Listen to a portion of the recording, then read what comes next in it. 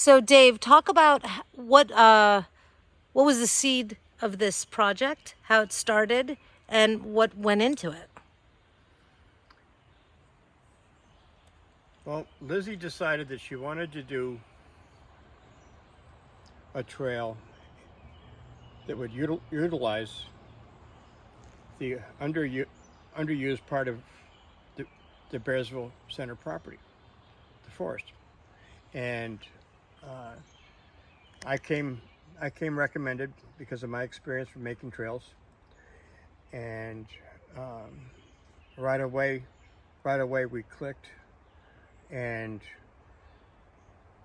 as I started showing her what I thought it would work, she liked it. She liked this all very much, and of course she's had her input too, as she should. And I'm trying to keep this as natural and simple as possible, which is exactly what Lizzie wants. And all through here in the spring, there will be all different spring ephemerals, uh, and actually I've seen trout lilies here. I've seen Jack in the Pulpits. It's actually it's a pretty nice landscape here. I mean, it's a great sycamore grove of sycamores all through here, and so that in the spring it was, you know, we were covered with sycamore seed, and it's been great to see it grow, everything become green now, and uh, and so to see its potential of life, take hold. And talk about this riverbed. Yeah, this is an alternate stream bed for the Sauk-Hill. Uh, before the Bearsville Dike was built to hold the floodwaters back from the Bearsville development, in serious flood, the Sauk-Hill would take this shortcut from here and go straight over to Mallory Grove, over to where the dog park is, Rick Volt's Field is now. And so what we see here is an old stream bed. You can see the rocks. You can see the rocks from it, and you can see how on the other side is the other bank of this alternate stream bed. And if you point the camera down that way, you can see how it widens out again, and actually that's very much what the geology is like here in general. It's alluvial, but with a lot of loose rocks in the soil. It must have been a lot of work for the farmers, because this was farms 150 years ago, and it must have been a lot of work for them to pull the stone out. Catskill potatoes. Exactly. 2 stones to every dirt. Same as where I grew up in Maine. Same saying. So talk about the length of the trail, and you said there were 2 loops. Yes.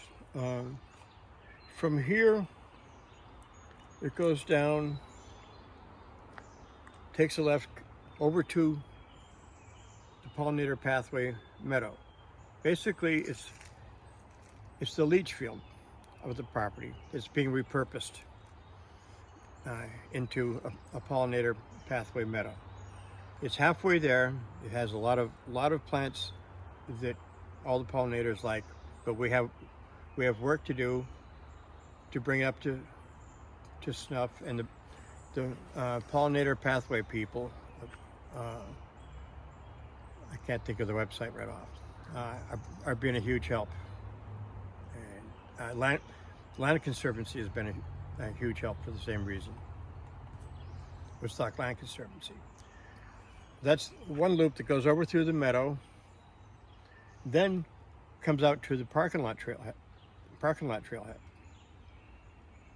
It then continues over through what we call Wolf Tree Woods on the way over to Overlook Drive. We call it Wolf Tree Woods because there's a lot of old wolf trees.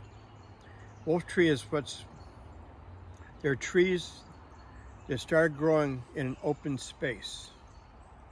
These happen to be pines.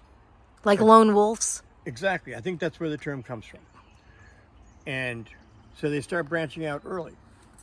Whereas most pines, as you can see, they're competing. So they can't branch out till later on.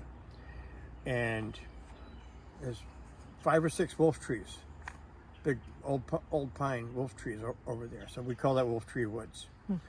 And then it continues over to Overlook Drive, and we have a trailhead there, and access, which is what Lizzie wanted to do. I give her a lot of credit. She wants the community to use this. She could have said private property, Bearsville Center customers only. But I give her a lot of credit for keeping it open for the community to be able to use. And of course there'll be stipulations, and now then there's going to be a loop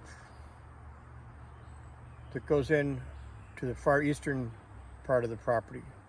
Then we'll go around and connect over to the other loop.